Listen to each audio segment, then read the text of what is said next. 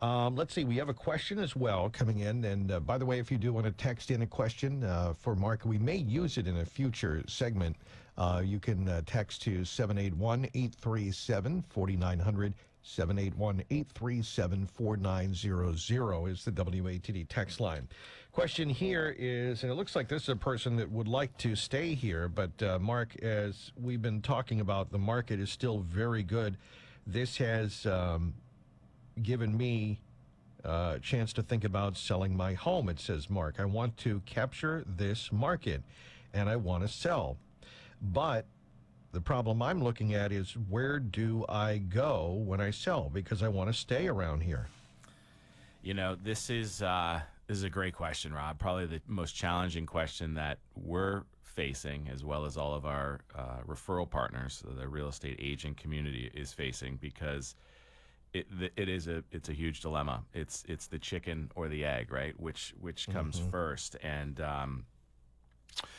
you know, we always try to be as creative as possible and help people. We specialize in solutions at Stiles Law, so we try to focus in on, you know, the best and easiest way, because the reality of it is if they find a place that they want to buy and they haven't yet sold their house, then they're more than likely required to make an offer subject to selling their house, and that's not a strong offer in this market when they're up against folks that don't need to sell anything or have cash to purchase the property. So, you know, having the home not yet sold and looking to buy, maybe downsize, right size, upsize, or what have you, without having a strategy on what you're doing with your home is going to lead to not a successful situation. So what we talk to people about, you know, do you have a second home?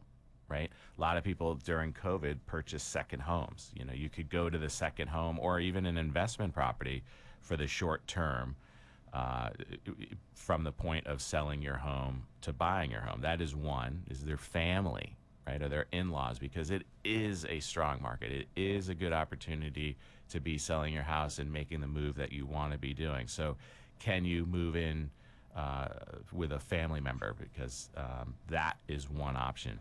But if we're going to get really creative and we're really going to kind of disrupt the marketplace, if you will, allow folks to do this, there's a couple of ways to do it. One is what's called a suitable housing contingency. So when somebody comes, you put your house on the market, right? You put your house on the market and you say, I will close once I find suitable housing. So this may limit your buyer pool significantly, but it allows you to put your house into the marketplace, test the marketplace, see what your value is, see who is going to go under contract with you, and give you the ability to then go out and shop, go out and find it. And your timing may be perfect, right? So you put your house on the market, somebody comes in, makes an offer, you know that you've got this person locked in, so your house is quote unquote sold. Not really, but it's under agreement. You have the confidence to go out and shop without maybe a contingency, right?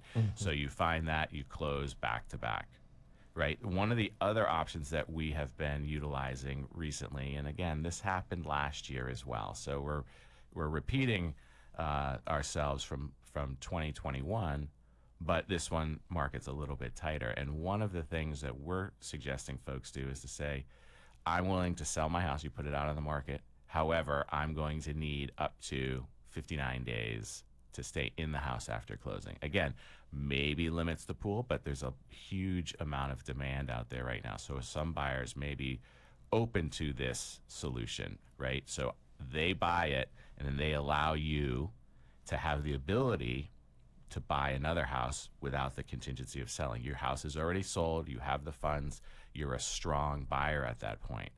Now, you're probably asking me, why 59 days? Where does that number come from? Well, the buyer more than likely is going to be getting financing as well. So that buyer is going to work with a loan professional who's going to finance the property with them, subject to them moving into the property. It's going to be their primary residence. So they're going to make a representation to the lender that within 60 days, they're going to move into that property.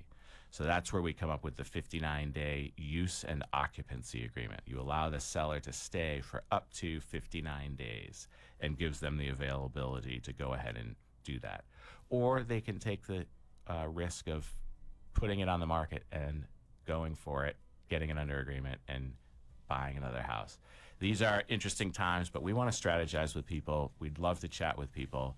You could give us a call at the office at 781-319-1900 anytime, or on my Calendly link, Calendly/M Stiles. And we could strategize through some of these things because I know that this is on everyone's mind, and we want to help. We want to give solutions. But I also want to remind everybody, Rob, our estate planning team is ready to go, and we're still offering our 20% discount on all estate planning packages through February. Just mention the fact that you heard us here on WATD. Oh, that's great. Okay, well, still time to take advantage of that as well. Go to stiles-law.com if you want links and more information, and you can get Mark's number and all the information there, right, Mark? That's right. And then we encourage people to visit our YouTube channel where there are all the videos of frequently asked questions for both real estate and estate planning are up. All right, stiles-law.com. Mark, have yourself a wonderful weekend. You as well, Rob.